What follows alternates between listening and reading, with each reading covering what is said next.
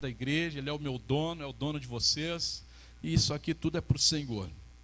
Vamos continuar a nossa reflexão. Nós estamos estudando, para você que veio hoje à igreja, esse culto é um culto, não é um tanto diferenciado dos demais, é um culto que nós falamos uma mensagem sistemática. Nós estamos falando sobre a primeira epístola aos Coríntios. Nós falamos sobre Atos dos Apóstolos, ficamos um ano falando sobre capítulo por capítulo do livro de Atos.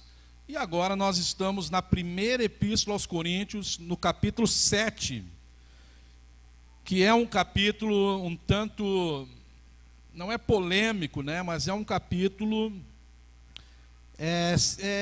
mas é um assunto que não encanta muito assim alguns, não envolve muito, porque fala de casamento, né? E aí num auditório seleto você pega o solteiro, você pega, né, aquela pessoa que é viúvo. Mas esse capítulo, hoje nós não vamos falar sobre os pormenores, porque nós já falamos na outra terça, mas hoje nós vamos ao verso 17, 1 Coríntios capítulo 7. Vamos falar um pouquinho aqui sobre do 17 até o 24, irmãos. Vamos ler esta parte. Os irmãos lembram que a igreja de Corinto é uma igreja polêmica, é a igreja mais complicada do Novo Testamento, é uma igreja de grupos, é uma igreja de divisões, e tudo isso aí vocês já ouviram nos outros capítulos. Paulo sai desta igreja e ele pastoreia. Primeiro ele vai pastorear a igreja de Corinto, né? E a gente pensa assim, né? Mas como que essa igreja era tão problemática se o pastor era Paulo? Porque Paulo, irmãos, não é qualquer um. Paulo era o mestre dos mestres, era o pastor dos pastores. E mesmo assim a igreja de Corinto era uma igreja extremamente complicada. Tinha aqueles grupos: eu sou de Paulo, nós já falamos aqui, sou de Apolo. Eu só estou fazendo sempre faço uma síntese, né, um exórdio, assim, uma recapitulação. Eu sou de Paulo, eu sou de Apolo. E o pessoal batia no peito e dizia assim: não, que eu fui batizado por Paulo. Aí o outro dizia assim: não, mas eu fui batizado, quem me batizou foi o Apolo. Então era um povo difícil de lidar, uma cidade imoral. É nessa cidade que se cria, né, o grande berço da filosofia. Ela ficava a 100 quilômetros de Atenas. Era normal em Corinto, nas praças, você ver os filósofos, os itinerantes que ficavam lá falando as suas filosofias, e as pessoas iam para as praças ouvir os filósofos. Havia um templo nesta cidade, né, que era uma das belezas daquele mundo antigo, o templo de Diana, ou Astarote, né, que tinha várias versões, vários nomes. E esse templo tinha mais de 10.000 prostitutas que cultuavam o sexo. E a gente já viu isso aqui, que o sexo nesse templo não era apenas o prazer carnal, como hoje a prostituição é o prazer carnal, né? Mas aqui, além do prazer carnal, as mulheres levavam os homens a adorar a deusa. E é interessante isso, porque diz a história que na tarde, no final do dia, essas mulheres, essas sacerdotisas desciam daquela montanha para se envolver com os marinheiros que ancoravam seus navios. Então era uma cidade, irmãos, promíscua, profana. E lá onde estava esta igreja de Corinto, e Paulo chega para pastorear esse povo. Ele fica ali 1 ano e meio, né? Foi isso? Ele vai agora embora, vai para Éfeso. E lá em Éfeso ele recebe a visita daquela irmã que a gente descobriu, né? Alguns acham que não é uma mulher, mas pelo que eu pesquisei a fundo, dá-nos entender que Chloe era uma irmã.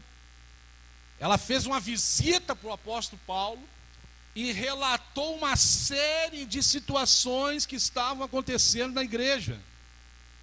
Aí Paulo senta, abre a janela do seu quarto, porque naquele tempo, hoje, tu manda um WhatsApp, né? Para os obreiros lá, se tu sabe que tem um problema na congregação, tu já na hora, tu já manda. O que está acontecendo aí? Ou tu liga para o obreiro aqui, fala aí, Guilherme, o que está acontecendo aí? Fala aí, varão. Tu liga e resolve. Mas nesse tempo não, Paulo senta e vai escrever. Então a primeira epístola de Coríntios, ela vem para tratar assuntos pertinentes. Por isso que a gente viu aqui o capítulo 1º, 2º, acerca da pregação que estava sendo pregada. Do pessoal, irmão, o pessoal estava... É uma cidade que a filosofia, a cultura desse povo, irmão, era cultura grega, era deuses gregos, né? Era homens poderosos, era uma cultura que as pessoas de Corinto, elas, aí chega lá um camarada falando de um Jesus, filho de um carpinteiro, que morreu na cruz e ressuscitou. O pessoal diz assim, não, mas peraí, eu vou ficar com Apolo, meu Deus, né? Eu vou ficar com meu Deus é poderoso, meu Deus é isso. Agora, e aí Paulo escreve para essa igreja, falando a eles e trazendo eles a realidade de que a essência do evangelho era a crucificação de Cristo e a sua ressurreição. E agora, meus irmãos, no capítulo 7, ele trata de assuntos referentes ao casamento cristão. Só que quando a gente lê isso aqui, e alguns irmãos estudam, e aí eu recebo muita pergunta pela internet, não é? Porque, claro, as pessoas ouvem a gente pregando e mandam perguntas. Quando Paulo escreve isso, irmãos, você tem que entender que ele está escrevendo para uma cultura local. Porque se você lê o capítulo 7, você diz assim, Paulo é contra o casamento. Paulo não quer que ninguém case, porque ele não casou, ele não quer que ninguém case. Mas não é isso, ele está falando da realidade de Corinto. Ele está dizendo, gente, nós estamos numa cidade que respira a perversão moral. Então ele diz, se você quer se apegar com Cristo, quer servir a Cristo, não case. Fique solteiro. Porque o solteiro, diz ele, vai cuidar das coisas com Deus, vai se dedicar mais a Deus. Agora o casado não, ele vai se dedicar às coisas de casado, ele vai ter que cuidar da esposa, ela vai ter que cuidar do marido. E casamento é um desafio. Essa é uma tecla que a gente bate aqui nas nossas reuniões, nossos cultos, que é família, irmão, começa em casa. Às vezes a gente tem uma noção de que as coisas acontecem daqui para lá, que é aqui na igreja que eu tenho que brilhar, é aqui na igreja que eu tenho que ser família, é quando eu entro na igreja, quando eu pego a mão da minha esposa para entrar num culto. Mas na verdade não, a família, as coisas começam lá em casa. Quando aquela viúva lá procurou o profeta e ela disse assim, olha, minha casa está quebrada, o meu marido morreu, o meu marido me deixou endividada, e agora os credores, os cobradores querem levar os meus filhos. E ela olha para Eliseu e ela diz assim, e tu sabe que ele era um homem de Deus. Parece que a mulher até é gaúcha, né? Porque ela fala, e tu sabe. O tu é nosso aqui, né? Tu sabe que ele era um homem de Deus. Aí Eliseu olha para ela e diz, o que eu posso fazer por ti? Vai para casa. Pô, irmão, a mulher está pedindo ajuda para o profeta, ele manda ela para casa. Vai para casa. Pega o que tu tem, lá na tua casa. O que sobrou? Ele perguntou: o que tu tem em casa? Ele disse: eu não tenho nada.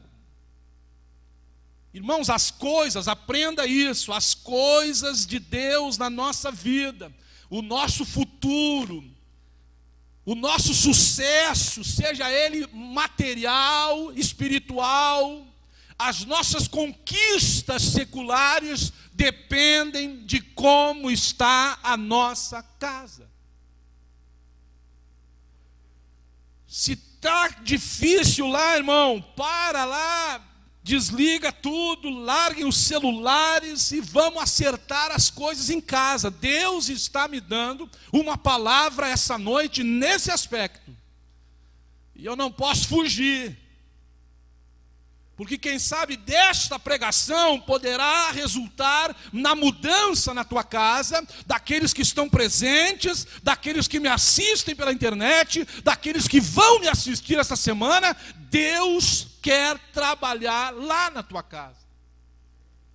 Olha que interessante, Eliseu disse para ela: vai para casa, pega do que tu tem. Então ela falou: eu não tenho nada, senão um pouquinho de azeite. Então vai para tua casa, pega do que tu tem.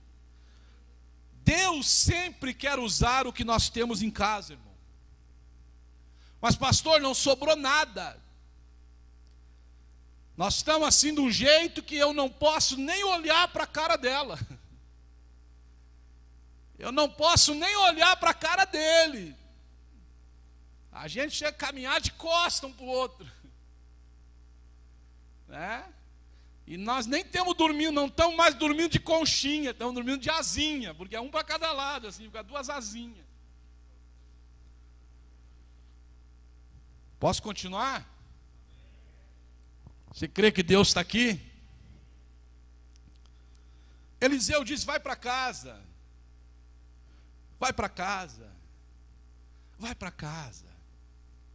Olha, quando tu estiver abatido, entristecido, fragilizado, mas pastor, tu não conhece a minha casa, vai para casa. Deus quer trabalhar na tua casa. Deus quer trabalhar na vida da tua família, dos teus filhos. Porque se você não mudar esse ano, o ano será pior do que 2020.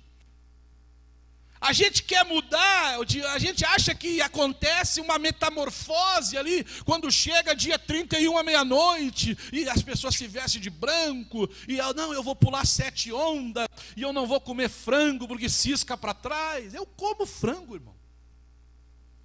Franguinho assado é coisa boa. É verdade, não é? Eu acho que eu como até mais frango do que carne. Carne bovina, não é verdade? Tá aí a pergunta para a Stephanie aí, que eu gosto. É mais leve, um peixinho. E aí também ninguém me convida para comer churrasco, eu tenho que comer frango. Só lá no quadrado, lá. Cada vez que eu olho para o quadrado eu me lembro. Lá é costela de porco. Oh, Jesus amado. É coisa boa lá, fartura. Você está entendendo? Se você não mudar esse ano, vai continuar tudo igual, irmão, e vai piorar. Você tem que mudar. É na nossa casa que as coisas precisam ser ajeitadas, colocadas em ordem. Hoje de manhã, a Andréia recebeu uma unção, hoje de manhã, da faxina. Recebeu uma unção da faxina. Não, isso aqui não existe, tá? Ela acordou hoje com vontade de: nós vamos revolucionar esse negócio. E entrou todo mundo na roda. E era Raulzinho, e era Estela, até eu lá. Mas peraí, eu tenho que ler. Não, todo mundo se grudeu. Não foi, né? Não tem lugar melhor do que a nossa casa. Ela pode ser simples, ela pode ser moderna, ela pode ser antiga. A casa da gente tem que ser o melhor lugar, irmão. Mas pastor, o senhor não sabe, só deixa eu concluir. Eliseu manda a mulher para casa, diz: vai para a tua casa e pega o que tu tem na tua casa. Ela vai. Pegou aquele azeite que ela tinha, você conhece isso? Eliseu diz: tu pede vasilhas, aí bacia, né? Pro pote de plástico, naquele tempo não tinha, pede para os teus vizinhos, enche a casa, fecha a porta, criatura. Chaveia essa porta. Não, mas eu vou abrir, eu quero mostrar a bênção de Deus na minha casa. Não mostra a bênção de Deus para ninguém. Porta fechada. Não, mas eu vou postar no meu Facebook. Deus já falou comigo. Não, porta fechada, dentro de casa, só vocês. Tu não tem noção do poder que tem uma oração de uma mãe com um filho, de um marido e uma esposa de mão dada. Tu não tem noção do que tem poder uma oração dentro de uma casa, irmão. Porque a oração de um justo pode muito em seus efeitos. Aleluia. Quantos querem esse ano fazer um propósito, dizer: eu vou trabalhar mais dentro da minha casa?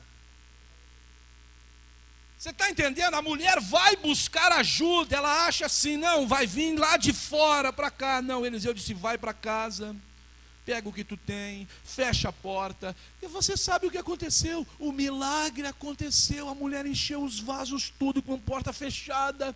E talvez a vizinhança toda que está acontecendo na casa dessa mulher era Deus naquela casa. Então Paulo, ele vai escrever, vamos lá para nós não sair do ponto aqui, irmão. Paulo está escrevendo esse capítulo 7 falando acerca do casamento. E ele fala aqui de questões, né, mais pessoais, que as pessoas não gostam que toquem nesses assuntos. E é claro que isso é um assunto mais para uma palestra, só para casais. Mas Paulo fala aqui justamente do relacionamento sexual, de que isto é uma bênção para o casamento, de que foi criado para o casamento. O relacionamento, a relação sexual é para o casamento, para guardar o homem, preservar a mulher, preservar o marido. Vocês viram na outra terça, nós colocamos ali, né, irmão Márcio? No telão. Aquele versículo: é melhor casar do que viver abrasado. E aí alguém achava que aquela palavra abrasado era ajuntado. E a gente estudou aquela palavra aqui, quem lembra? Abrasado. Brasa, o que é? Fogo.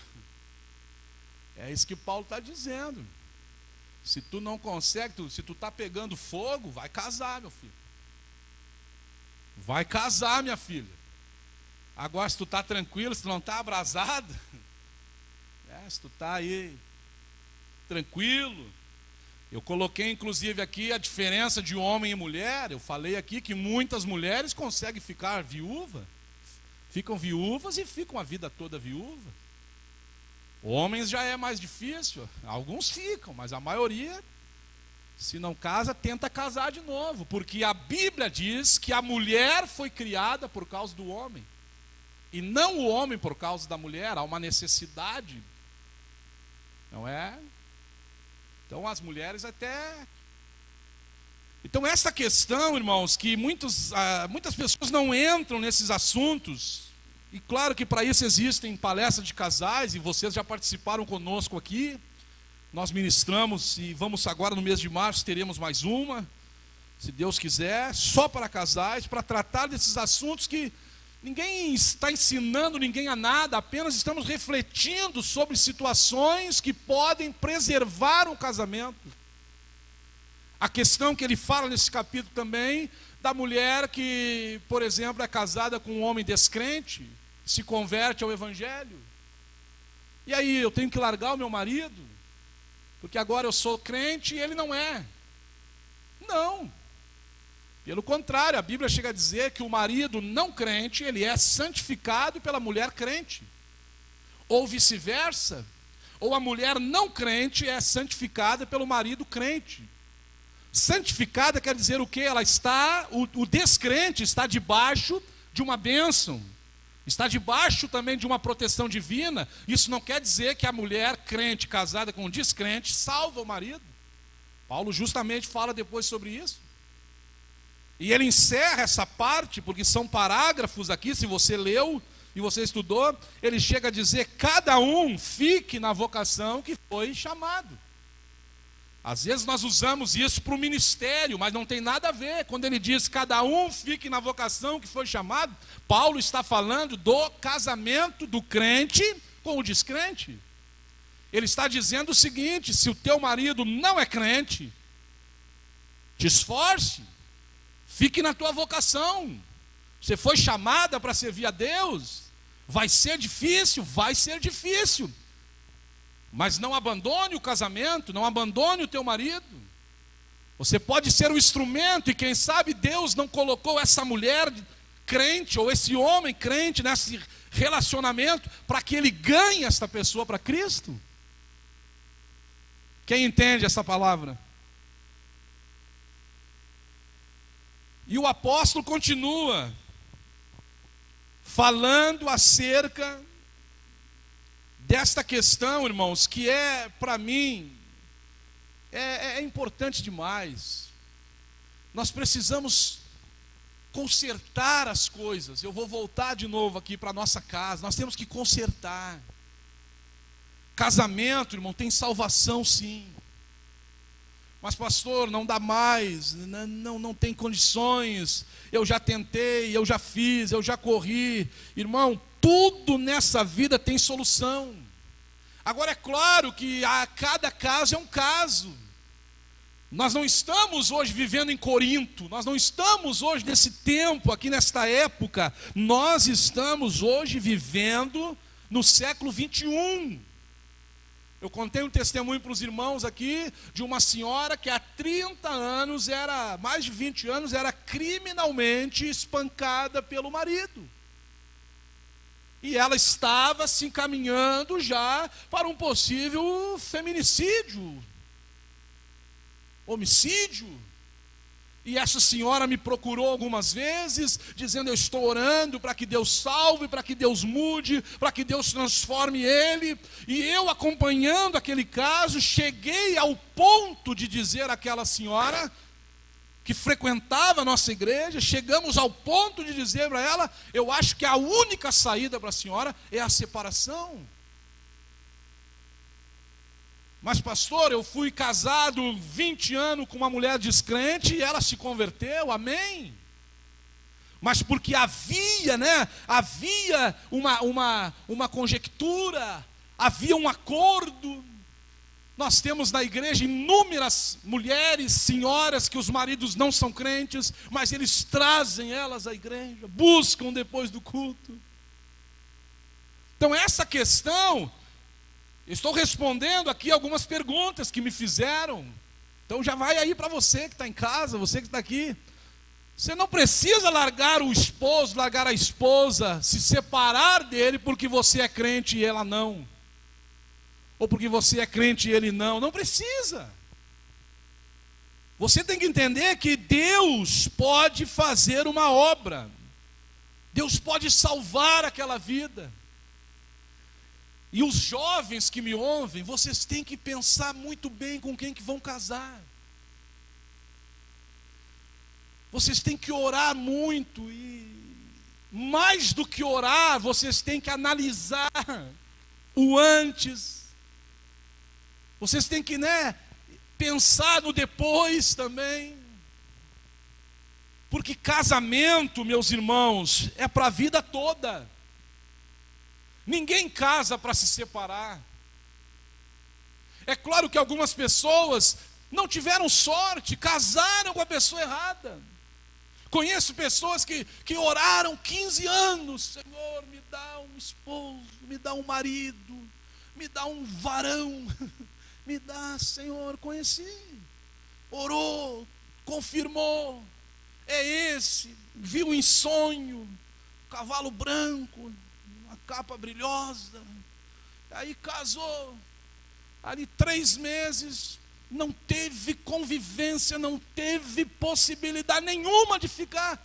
E conheço pessoas que não oraram, não jejuaram, não, né? Não, mas aí, sei lá, se encontraram, se cruzaram na vida, fizeram um pacto junto, servem a Deus junto. Aí você me diz, pastor, e aqui eu estou falando para os jovens, tenha uma cartilha, como é que eu faço? Não existe, irmão. Não existe. Porque a gente diz assim, eu não encontrei a pessoa, alguém diz, eu não encontrei a pessoa certa. Você nunca vai encontrar a pessoa certa. Você tem que trabalhar para você ser a pessoa certa para ele, ou para ela, e ela tem que trabalhar para ser a pessoa certa para você. É um desafio. Mas pastor, eu tenho medo, né? Eu já tive um relacionamento. Irmãos, a Bíblia diz, não é bom que o homem esteja só. Não é bom, foi Deus que disse. Ele olhou no jardim lá e disse assim, esse camarada está muito tranquilo. Está muito calmo esse lugar aí. Eu vou fazer dormir, aí você sabe a história. Tirou uma costela e fez o homem. Não é bom. E quando a Bíblia diz não é bom que o homem esteja só, na verdade não é só o homem, né? Ninguém quer ficar sozinho, é verdade? Não existe nada mais triste do que a solidão. E eu, como pastor de igreja, eu preciso pregar o Evangelho, irmão, da paz, o Evangelho da alegria, o Evangelho é boas novas. E na igreja que eu pastoreio, eu já profetizei aqui na virada do ano, eu quero fazer 10 casamentos esse ano aqui. Não se assusta. Quero fazer 10 casamentos. Essa igreja nova aqui. Igreja bonita, né? Agora vocês vão ver. Eu disse agora com a igreja, assim, todo mundo vai querer casar. Tem uma irmã aí que está casada há 20 e poucos anos. Pastor, será que dá para nós casar de novo aqui? Dá. Quantos anos? Eu vou fazer 25. Vamos fazer as bodas da irmã aqui.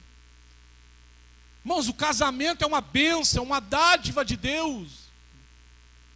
E quem é que ainda preza por isso? Quem é que ainda levanta essa bandeira no mundo hoje da constituição da família, o homem, mulher e filhos? É a igreja. O inferno quer destruir, as armas do inferno estão apontadas para as igrejas, para aqueles que pregam a palavra. Por quê? Porque eles não querem, irmãos, que o povo, né, no geral, que a sociedade se fortaleça. Não, hoje se prega aí, não precisa mais de homem. Para que eu vou precisar de um homem? Tem, você sabe, esses movimentos aí, para quê? Eu posso fazer uma inseminação artificial, eu posso comprar, não é? Eu posso ter o filho que eu quiser, do jeito que eu quiser, eu posso escolher o cabelo, os olhos. Para que eu preciso do macho, como dizem, né? Mas a Bíblia diz que Deus criou homem e mulher, macho e fêmea. É a Bíblia que diz. É que às vezes a gente fica sonolento, né? A igreja, ela vai acostumando, as pessoas vão falando, e a mídia, aí você não vem na igreja, não vem ouvir a pregação, não vem ouvir a palavra de Deus, aí você fica ouvindo a mídia, e a mídia vai te mentalizando, a mídia vai trabalhando a tua cabeça, a mídia vai dizendo para ti o que ela não gosta, o que ela não quer, o que não é bom para, né? E aí a gente vai entrando no embalo, vai entrando naquela, é verdade. E quando vê, você está dizendo assim, para que casar mesmo? Eu posso ficar solteirão, solteirona, eu posso ficar sem casamento, eu posso pecar, eu vou lá, eu transo com uma hoje, transo amanhã, aí depois eu dobro meu joelho, peço perdão, Deus me perdoa. Para quê? Para quê? Posso viver a minha vida. Alguém um dia disse para mim, pastor, tu viu que alguém que não era cristão, eu conversando com as pessoas da sociedade lá em Porto Alegre, você viu que vocês crentes, vocês casam tudo novinho, né? E eu falei, eu tinha casado com 21 anos, já achei que estava velho já. E quando a Andréia quis casar, eu já me atirei, né? Assim, vocês não viram minhas fotos quando eu era novo. Jesus amado. Era só nariz e orelha. Tá bem que Deus cegou a Andréia e ela achou alguma coisa em mim ali, né? Hoje eu estou feio ainda, mas vocês têm que ver antes como eu era. Aí disse para mim, você vê, os crentes casam cedo, né? Casam com 18, 17. A minha filha tem 30, meu filho tem 27, não casou ainda. Sim, mas aí, né, irmão? Vive a liberdade deles. Não tem uma palavra, não seguem um princípio bíblico, não seguem o que diz a palavra de Deus. Os crentes casam cedo, mas continuam trabalhando, continuam estudando, continuam servindo a Deus, continuam sendo, pessoas honestas, dignas e constroem uma família forte. Porque hoje tudo que é correto, sempre vai ter alguém batendo e dizendo que isso aí não pode. Que coisa séria. Agora querem tirar das nossas identidades pai e mãe. Não vai poder mais ter pai nem mãe. Aí vai ser criadores. Leandro e Andréia. Que aí criadores também pode ser Leandro e João. Andréia e Maria. Não querem mais que se comemore dia dos pais, dia das mães. Irmão, se nós analisarmos, basta ser um pouquinho, já estou encerrando, basta ser um pouquinho só, irmãos, ter um pouquinho só de esperteza, sabe? E ajustar um pouquinho a nossa lupa para nós olhar o que está acontecendo no mundo. Há uma guerra, nós estamos num combate ferrenho para a exterminação da família. E aonde começa a exterminação das famílias? No casamento de um homem com uma mulher. Por isso que quando eu faço um casamento, irmãos, eu honro aquele casal que está entrando ali, aquela noiva que vai se encontrar com o noivo. Se você já foi num casamento que eu faço, eu honro. Eu digo, isso é a melhor coisa que vocês fizeram na vida, foi constituir uma família. Então não pense que Paulo era contra o casamento, que Paulo não aceitava o casamento. Não, ele estava falando por ele, mas ele estava dizendo, gente, se vocês querem se dedicar a Deus mesmo, não casem, porque no mundo que nós vivemos é terrível. Agora, se vocês quiserem, casem-se, sejam felizes.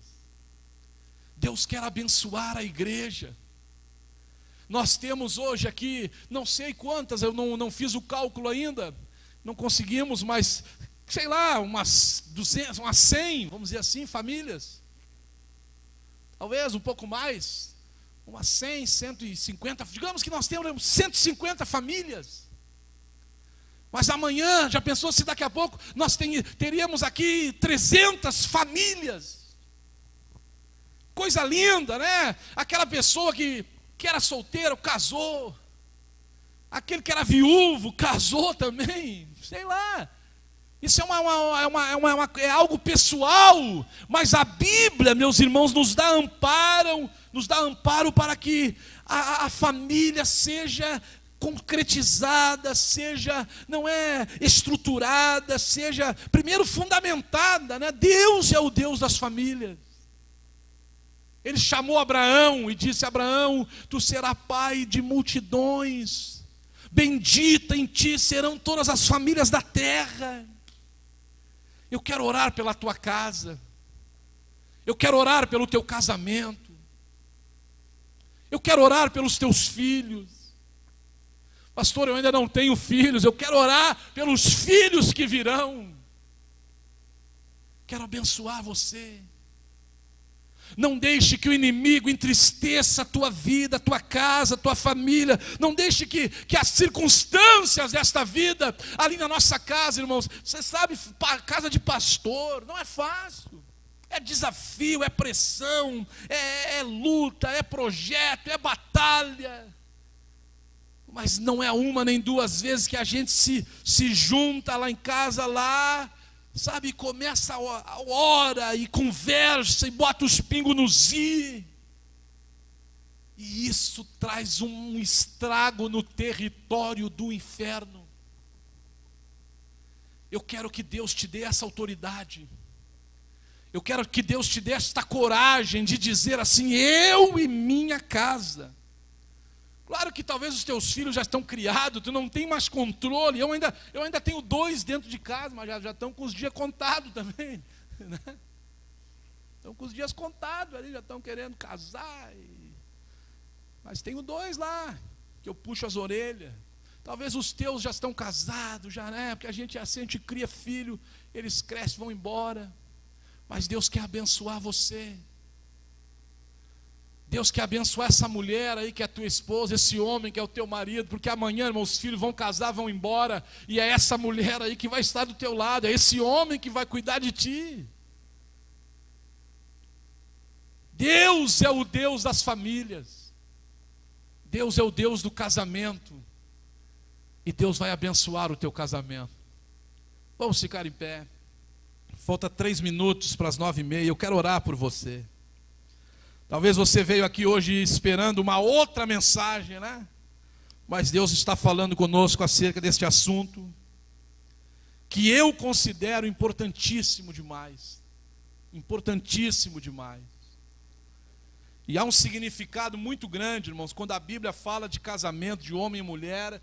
E isso aqui para mim, olhe bem para mim aqui, é interessante porque o Senhor comparou o casamento, não é ao amor que Ele tem pela igreja. Por isso que Ele diz: marido, amai vossas mulheres. Alô, maridos, amai vossas mulheres, como Cristo amou a igreja. E a si mesmo se entregou por ela. E ainda ele diz assim, ó, amem as suas esposas como aos seus próprios corpos. Então é muito forte isso aqui. Você imagina, você tem que amar a tua esposa da mesma forma que tu ama o teu corpo. Teu corpício. Então se tu compra um perfume para o teu corpo, tem que comprar para o corpo dela. Se tu arruma o teu cabelo, tu tem que pagar para arrumar o cabelo dela. É sério o negócio. Ame as suas esposas. E o homem, irmão, tem que amar a sua esposa. Tem que amar. Tem que dar, a Bíblia diz que Cristo deu a vida pela igreja. Tem homens que às vezes ele aparece, né? Ele que aparece, a mulher fica sempre, parece que num patamar mais abaixo. Como se fosse nesses degraus aqui. Ele fica aqui, mas a mulher fica ali. E não é isso que a Bíblia ensina. A Bíblia diz que a mulher tem que estar ao lado. Por isso ela foi tirada da costela, aqui do lado. Aqui é o lugar dela. Às vezes eu pego a minha esposa e coloco ela aqui do meu lado e digo assim, fica aqui. Fica aqui para preencher o buraco aqui que saiu aqui a costela. A mulher tem que estar ao lado, não é na frente do marido, dizendo o que tem. Não é atrás do marido, mas do lado. Esse é um dos princípios. E tudo que acontece na nossa casa, irmão, de bênção ou de maldição, entra pelo casal. Nada deve ser mais importante do que a tua esposa. Ah, mas o meu filho, a gente ama o filho, irmão, dá a vida por ele, mas o filho amanhã vai crescer. Já falei, vou repetir, ele vai embora, tu vai ficar ali. Quem vai cuidar de ti é o teu marido, vice-versa. Então isso aí eu me preocupo, porque às vezes a gente não tem essa condição, tem homem que pensa só nele, né? Não, se eu estou legal, dá tudo bem. O homem é assim. A gente que é pastor de igreja, viaja e muda de cidade. Eu sou assim, o homem é assim. Se eu chegar numa cidade e morar num apartamento, tiver uma cama ali para mim dormir, legalzinha. Não é assim que a gente tem uma cama ali, um fogão. Tá legal. Mas não, a mulher é diferente, a mulher é detalhista, ela tem. Mas vamos deixar isso aqui para uma palestra de casais. Aí tu vem com a tua namorada, vem com a tua esposa, vem com o marido, vem com aquela que Deus vai te dar, com aquele que Deus vai te dar. Porque esse ano é o ano dos casamentos, amém? Ué, irmão, só os casados levantaram a mão. Quero ver os solteiros dizer, esse ano é o ano dos casamentos, amém? Oh, glória. Vamos orar, irmãos, eu quero orar por você, eu estou sentindo a presença de Deus aqui. Às vezes a gente pensa que, o culto que não tem barulho, não tem presença de Deus, mas uma palavra dessa traz um efeito no nosso coração, às vezes muito mais profundo do que um momento de emoção que a gente vive. Então levante a tua mão assim, faça um propósito agora. Irmão, é começo de ano, irmã. Deus pode entrar nesta situação da tua casa, da tua família, e eu quero profetizar por esta palavra, que nada está definitivo, que não possa haver uma conversão, uma mudança.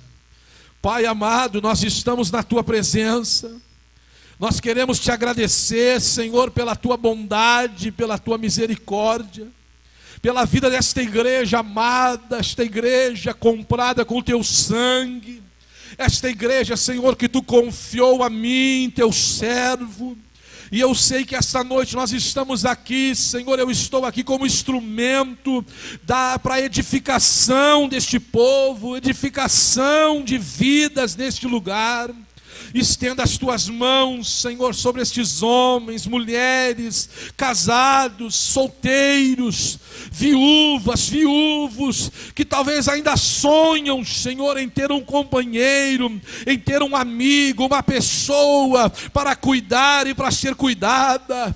Senhor, tu és o Deus que faz acontecer, e a tua palavra, ela é o martelo que esmiuça a penha, que todo sofrimento, Senhor, deste homem, desta mulher, que todo o sofrimento deste jovem, desta moça, todas as amarguras, tristezas, talvez decepções do amor, que não faz mais acreditar, Senhor, num relacionamento, mas tu és o Deus que pode fazer acontecer e cumprir a tua palavra, e cumprir o Salmo 128, e este homem, esta mulher possa ver os filhos dos seus filhos. Entra nesta casa, entra nesta família agora, entra, Senhor, na vida destes filhos, daqueles que estão desviados, daqueles que se afastaram da tua casa.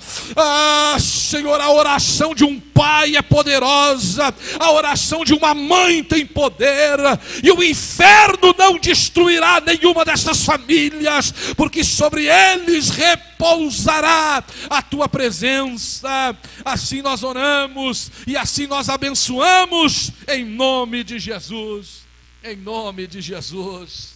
Glória a Deus. Quem pode agradecer ao Senhor? Aleluia, há uma presença gloriosa do Espírito Santo aqui. Você vai